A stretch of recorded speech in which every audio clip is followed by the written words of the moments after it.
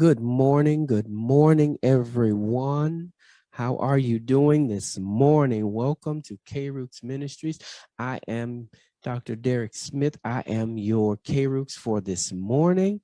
Listen, I want to take a point of personal privilege to thank each and every one of you who have joined us and have been following us over the last couple of weeks as we have journeyed not only into this series, but into our other ministerial obligations as well. Because as we know, ministry keeps going and Sunday keeps coming, and we have been on the go, so much so that we have not had the opportunity to finish our current series. The ring doesn't mean a thing.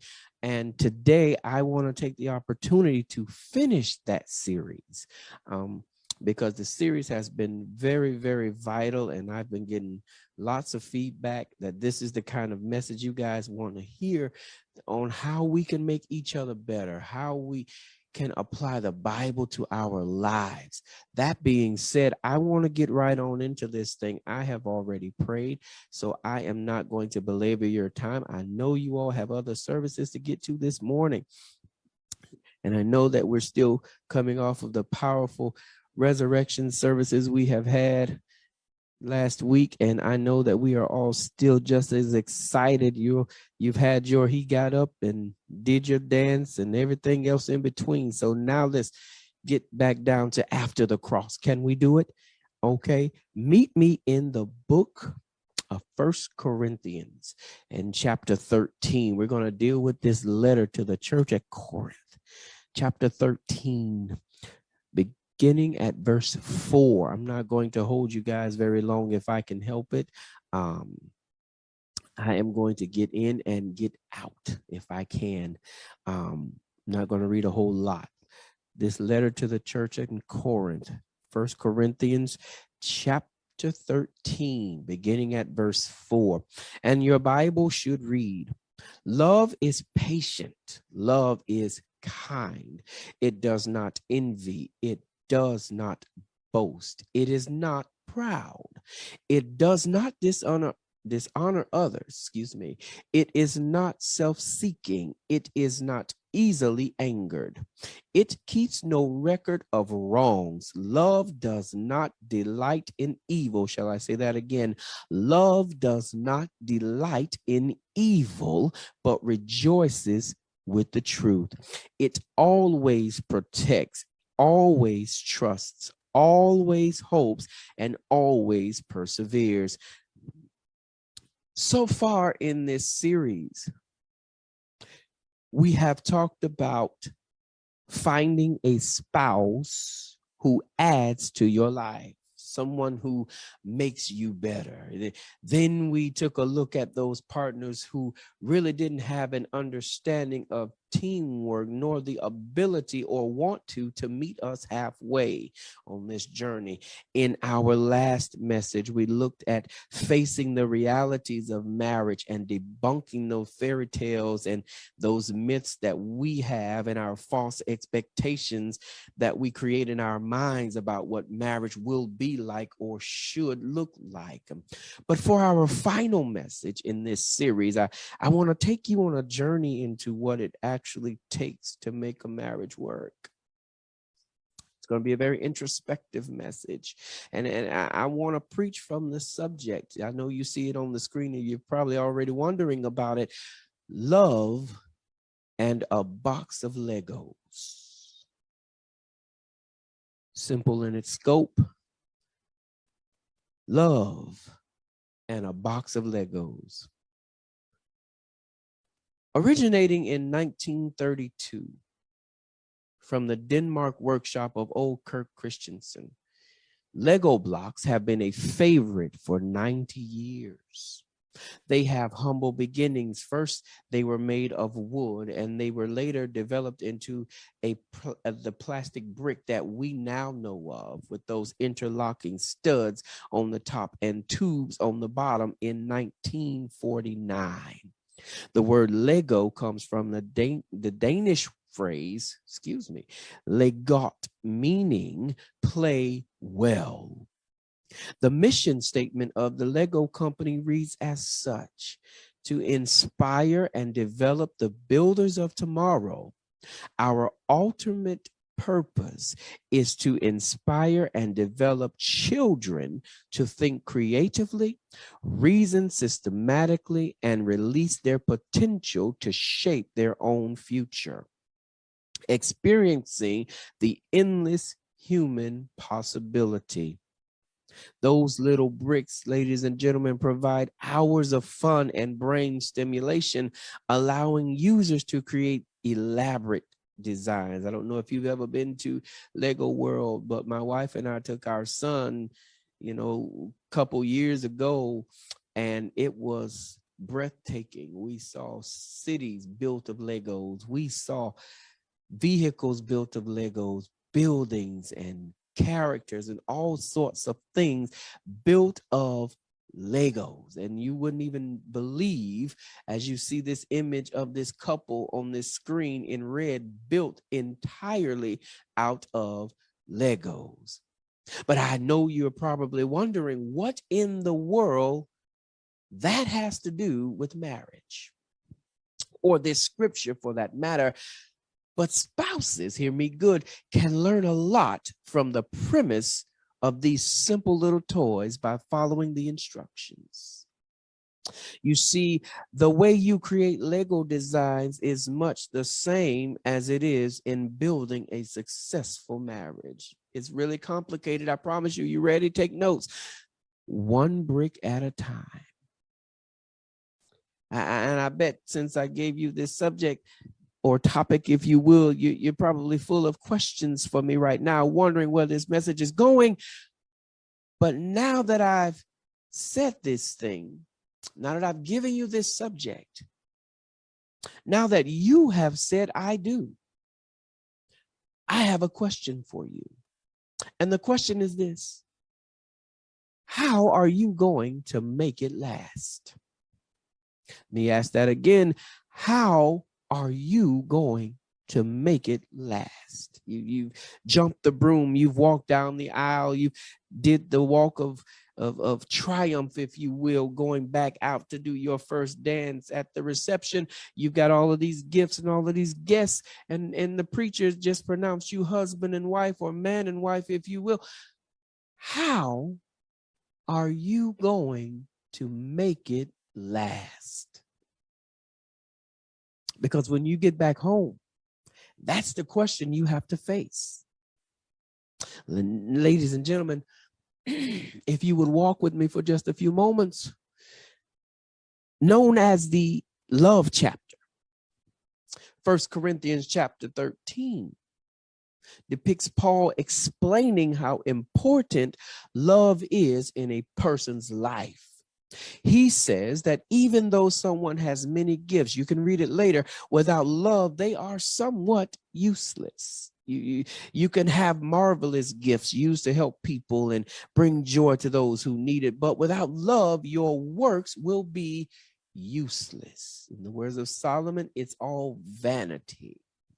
No matter what you do or the hardships you experience, without love, there is no gain. Paul emphasizes the importance of love and putting it into practice in everything that we do. Sound a lot like marriage, doesn't it? Written to the church of Corinth,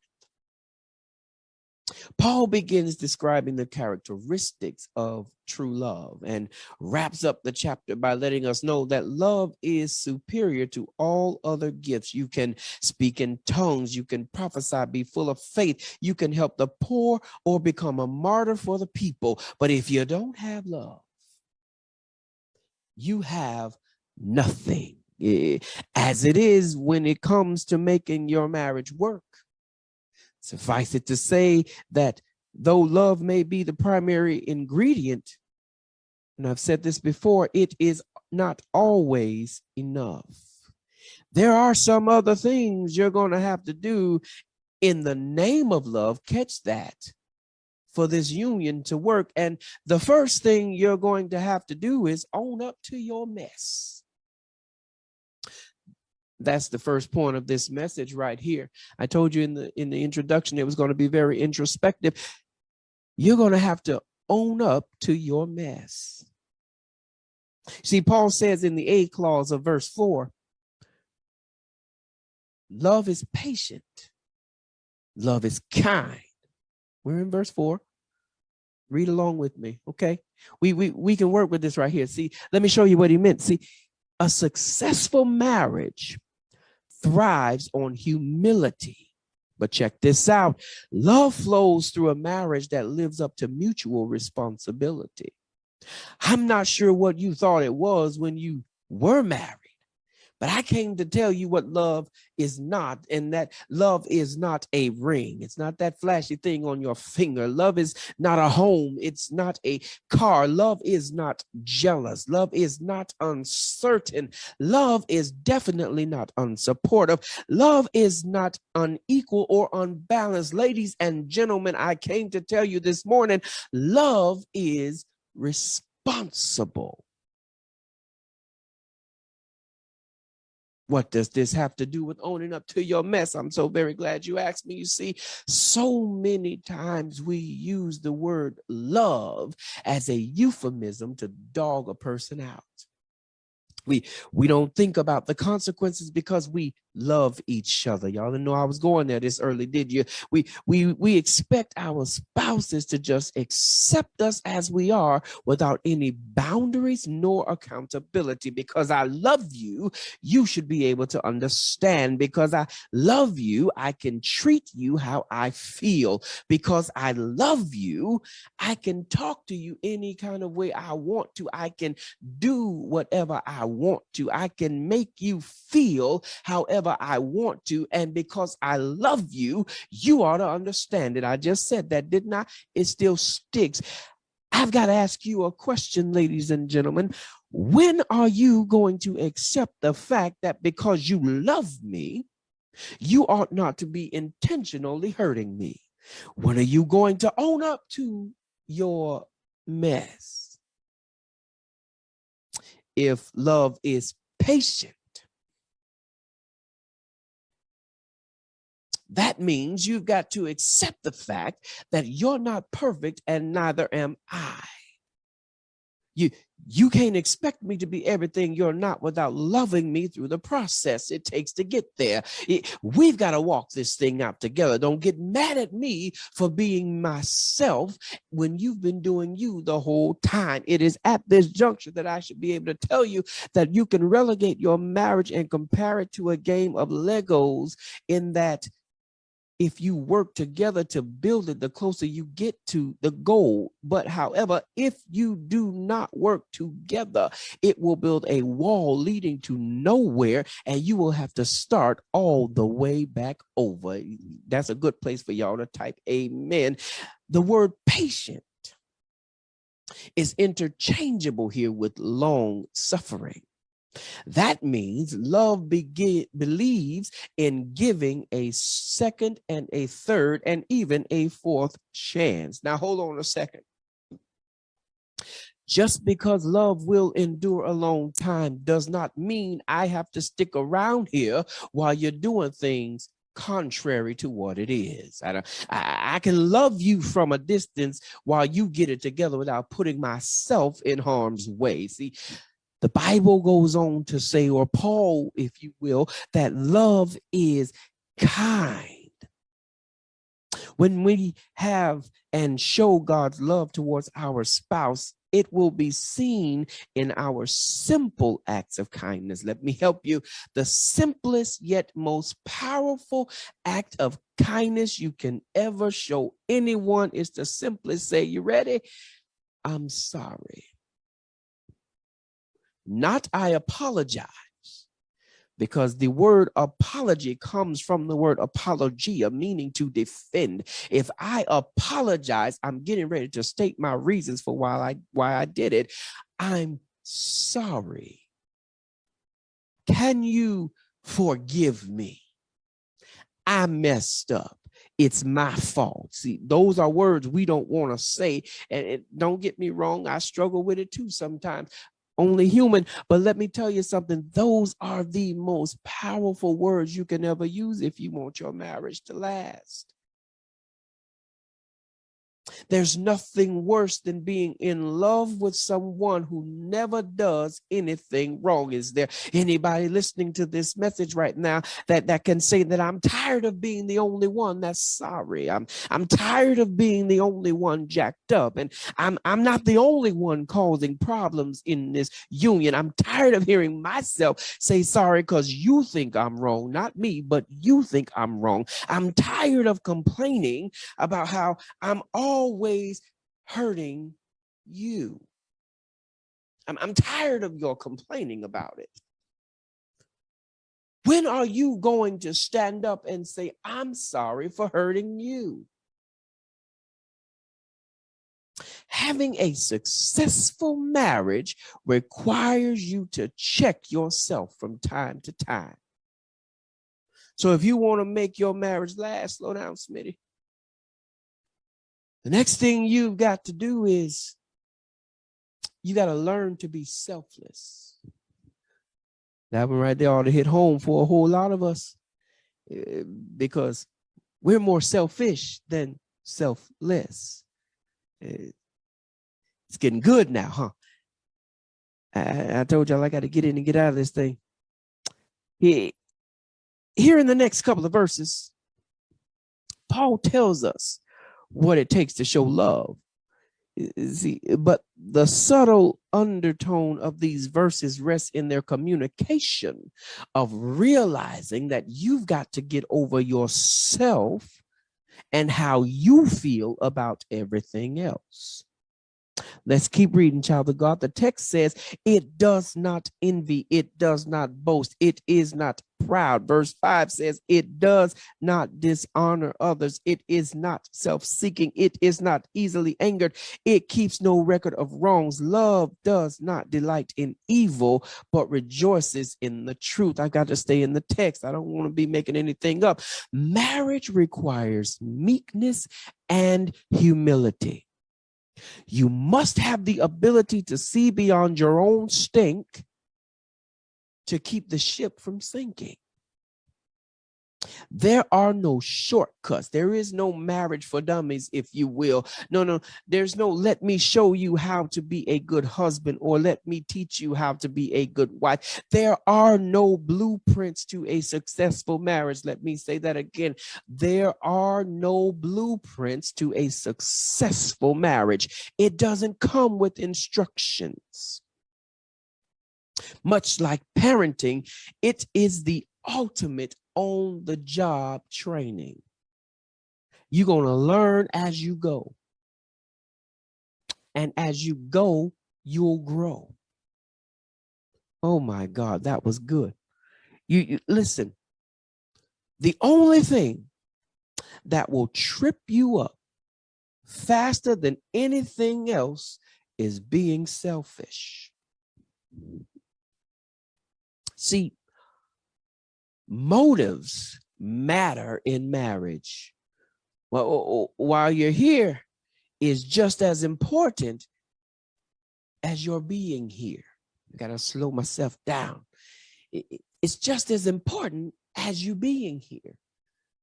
See, if you're not going to commit, then why am I wasting my time?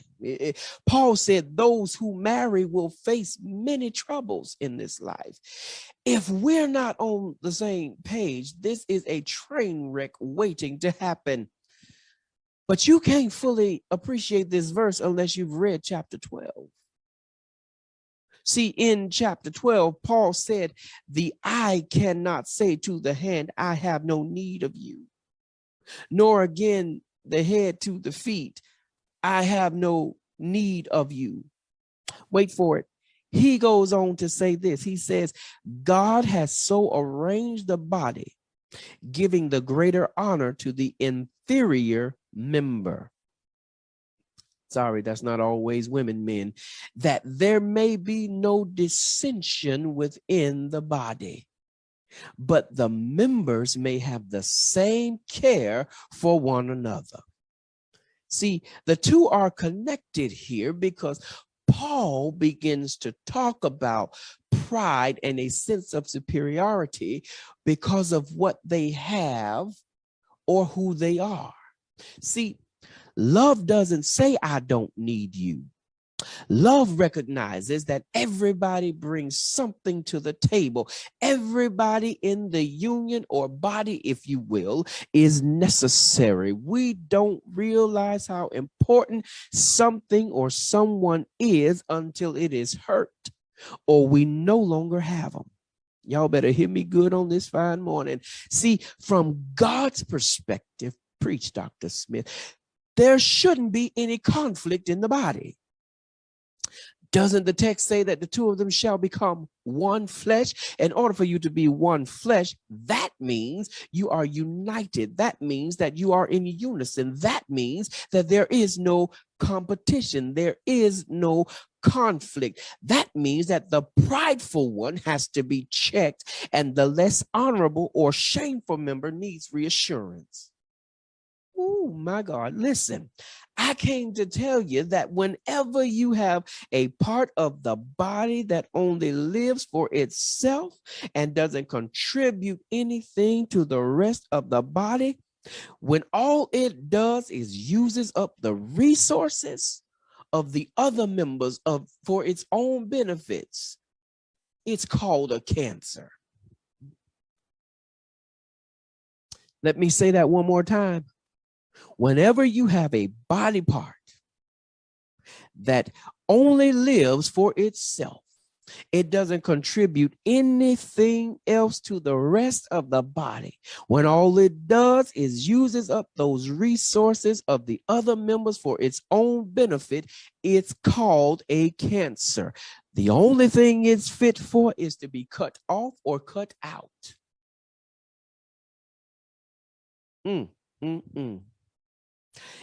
I need about 2 or 3 of you watching right here to help me in this section of this message here and tell them, you say, we've got a problem. I know they said marriage would be hard, but some of this stuff just ain't right. See, if we're going to make this work, we've got to have a hard conversation. See, there are some things I've got to set straight. How can you love me when all you do is upset me? How can we be a team when all you think about is yourself? How can we be together when you won't tell me the truth? How are we going to make it work when you won't do the work?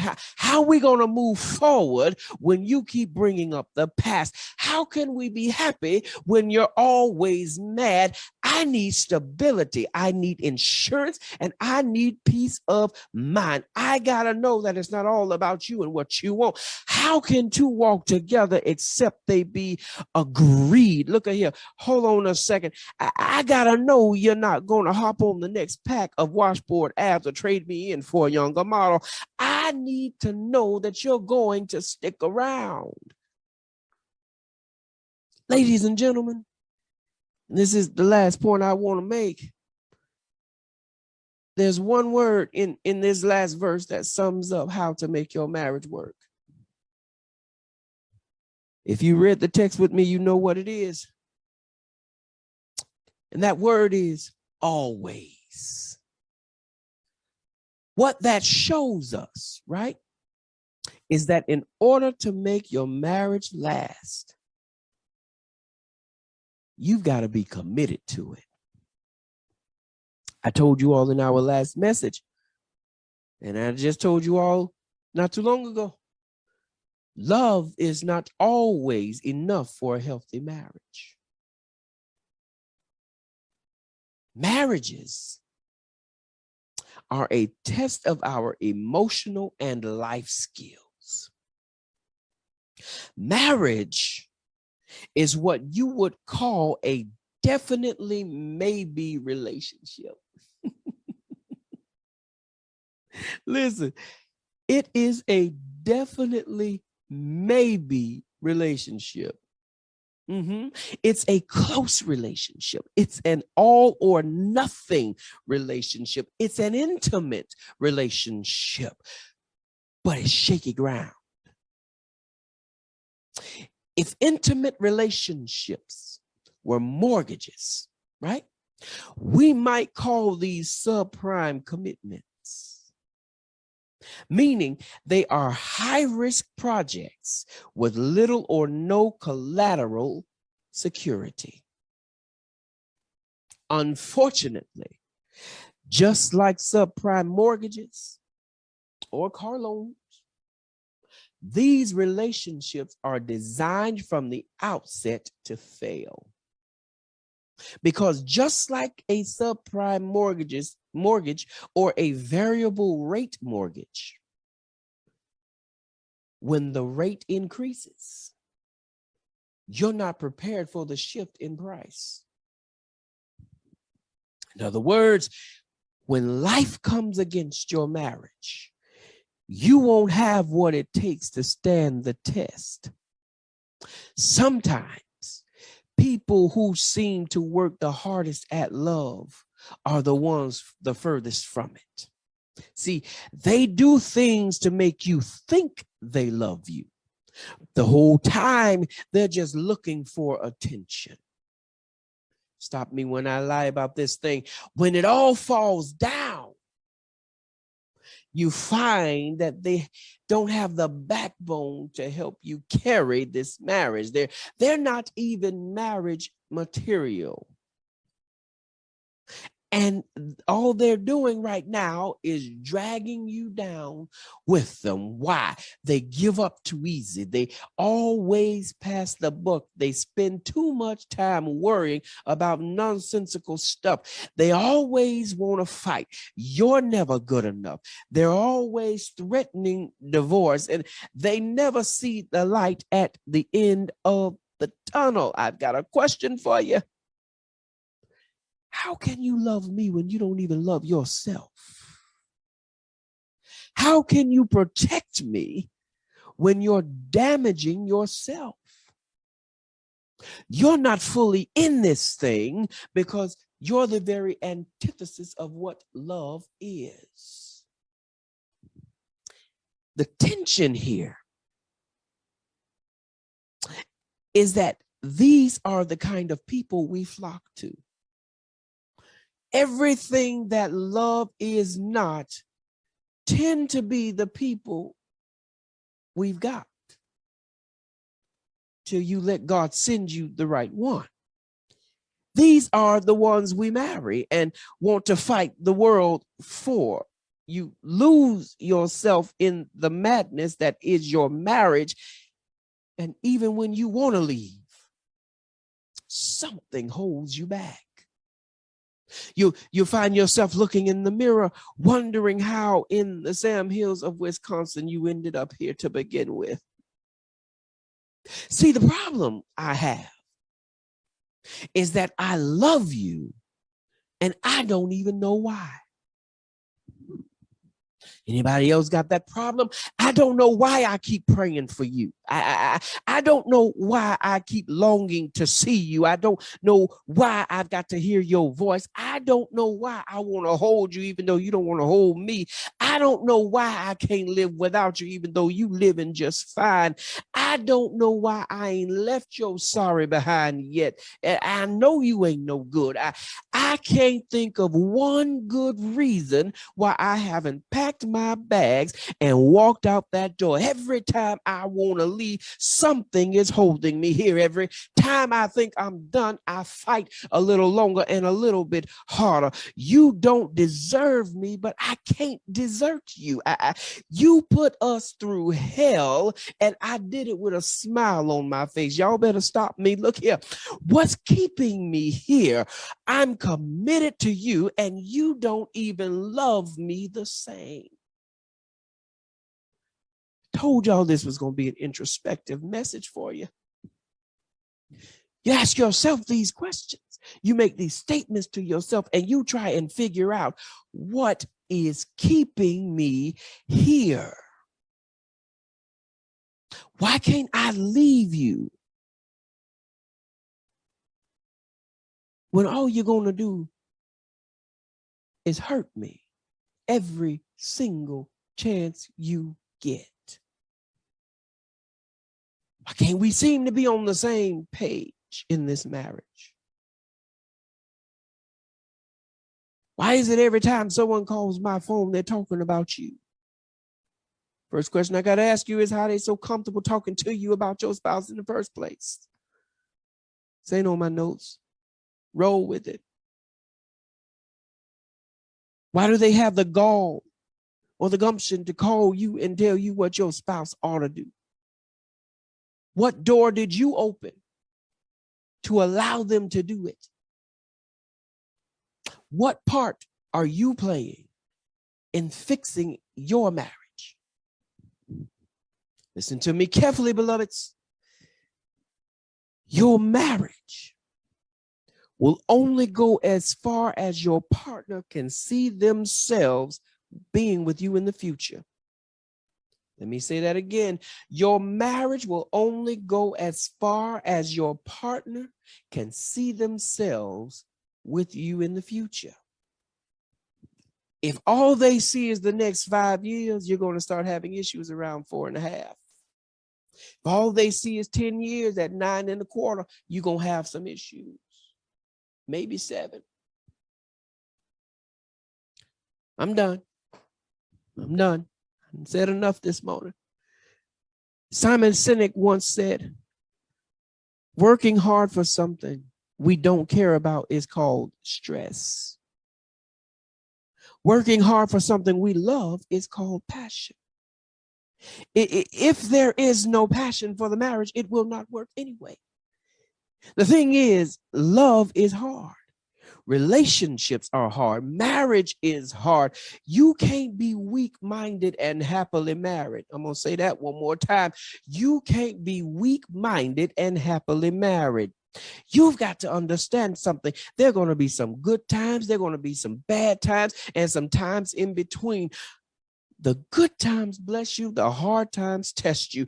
Your relationship will be tested and the strength of your marriage will be tried. Why? Because marriage is the enemy. Lord Jesus, do I want to say this? Marriage is the enemy of a successful society. What do I mean by that?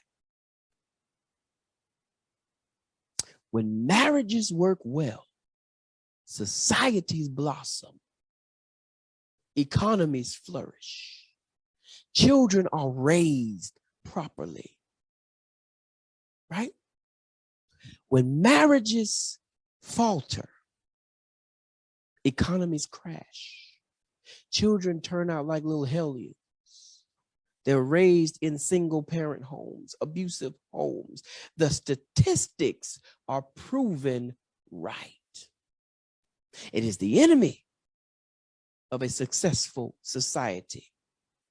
The successful society being the one that is painted in the statistics.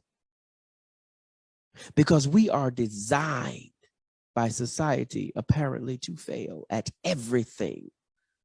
It is only when we get marriage right and our relationships with God right that society is molded by our actions, our right actions. Because see, marriage takes work and it takes compromise. It takes humility. It takes sacrifice and saying, I'm sorry. It won't be perfect. You're going to make mistakes. You're going to make amends and you're going to make mistakes again. But you've got to fight. Love is about action. It's about putting in the work. Paul uses a strong adverb here in the text. He says, always. We just talked about that. That word in the Greek language is ai. And it means unceasingly and on every occasion. See, when you're married to the right person, the person that God designed for you, you won't have a choice. You can't just walk out. You can't just give up. You'll always fight. You'll always protect your spouse. That word here means to cover. You'll always trust the process. You'll always hope for the best. You'll always persevere when it gets hard. Remember your vows to have and to hold, for better or for worse, for richer or for poor, in sickness and in health, to love and to cherish till death do you part. According to God's holy ordinance. Question on everybody's mind right now. You've sat through this entire message, probably missed everything else because you've been wondering, Dr. Smith, Smitty, if you will, how in the world can a box of Legos save my marriage? Y'all thought I forgot about my subject, didn't y'all? I'm so very glad y'all asked me. Y'all so nosy. Listen, I told you that the word comes from the Danish phrase "legot," meaning play well. But in Latin, the word Lego translates into the phrase, check it out, I put together. That means I paid attention. I did the work. I learned from my mishaps and I've achieved something great. I followed the instructions. Can I help you right here? Let me show you something. See, when you're building with Legos and you're working on a specific design, you got to put the right size brick in the right spot or it won't work. And you've got to start over. Okay? What you've got to learn is that in life and in marriage, sometimes things fail, sometimes things break, and sometimes things fall apart. They just don't work together. They don't mesh well. And you don't always have the option to walk away. Real strength in marriage is when you learn to pick up the pieces and start again. When you learn not to dwell on what didn't happen or what should have happened, your marriage will prevail. Your relationships will prevail. You know, right before you get married, your relationship will prevail. I'm going to leave you with these 5 lessons. I told y'all I was done. I don't want to lie to y'all. But here are 5 lessons you can learn for your marriage from a box of Legos. You ready? I hope y'all right. Listen, lesson 1, communication skills, like learning how to share and interpret instructions. Baby, I didn't like when you did that. Maybe we can try it this way. What you're doing is hurting me. I need you to calm that down. I love it when you do that. Do we have a goal? How are we going to make that goal? Yeah, communication skills. You learn that from Legos, huh? Lesson 2, check it out. Puzzle solving. In the context of marriage, it's more like problem solving, yeah? So you've got to learn what fits where in your marriage. You've got to know that the Johnson residence won't work for the Smith residence, or the Baker residence won't work for the Thomas residence. You've got to know where the pieces of the puzzle fit within the design of your marriage in order to be successful. Lesson 3, emotional growth. Along with problem solving, Legos teaches you to stop being so emotional. See, sometimes when the pieces don't fit just right, we get frustrated. Likewise, marriage won't always work the way you think it should. But when we decide to stick with it and keep going, when we learn how to acknowledge our feelings and overcome them, we learn the valuable lesson of persistence. And that is what you need in a successful marriage. Number 4, lesson number 4, even as adults, you're going to learn this one, fine motor skills. See, just like when you were a baby and didn't know how to walk, run, or hold a pencil, and you had to develop those skills. There are many facets of your marriage you will develop through trial and error over time and become proficient at it. You've got to learn to make adjustments. Just like playing with Legos. Your actions must be concise and thought out so as to achieve the desired result. Last lesson, and this is my favorite lesson. Legos inspire creativity. See, when children play with Legos, they tap into their huge imaginations in order to solve the puzzle. They visualize the end result and try their best to accomplish it. But having the ability to be creative, children are free to create whatever tickles their fancy. They might follow the instructions, or they might create something completely new, which will then expand their imagination and link it to the real world. When you become an adult, when you become a husband, when you become a wife, right? It teaches you those skills of imagination, and is going to prove useful in goal setting, emotional capabilities, problem solving. Check it out. When your marriage feels old and stale, when the fire isn't burning in the bedroom, you don't feel that bond.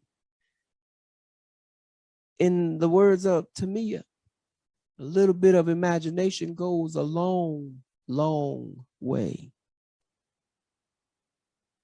Let this be a lesson to you this morning, that even though it may get hard, there's something you can do about it. Marriage is the epitome of God's love, if I may use that term. It is the quintessential identification of agape love, because marriage sticks with it. Just like God sticks with us, marriage sticks with it. I hope you guys have gotten something out of this series. Our next series I will be announcing soon, so stick with us. I challenge you to go and do your own research and find out what you can do to make sure that you have waited for God to send you his spouse for you. Get rid of those preconceived notions and false expectations. Learn how to meet people in the middle.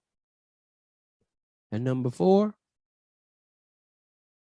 keep a box of Legos handy. Once again, this is Dr. Derek Smith, and I thank you all for joining us. God bless you. We love you, and we will see you next time. Join us next week. I'll be preaching for Bishop Lionel Walker at Shiloh Missionary Baptist Church in Archer. And you don't want to miss this message. I promise you, come and join us in person. I'm going to preach a message, if the Lord will not change it on me, called Before I Let Go. You don't want to miss that message. Come out and join us. We thank you. We love you. God bless you.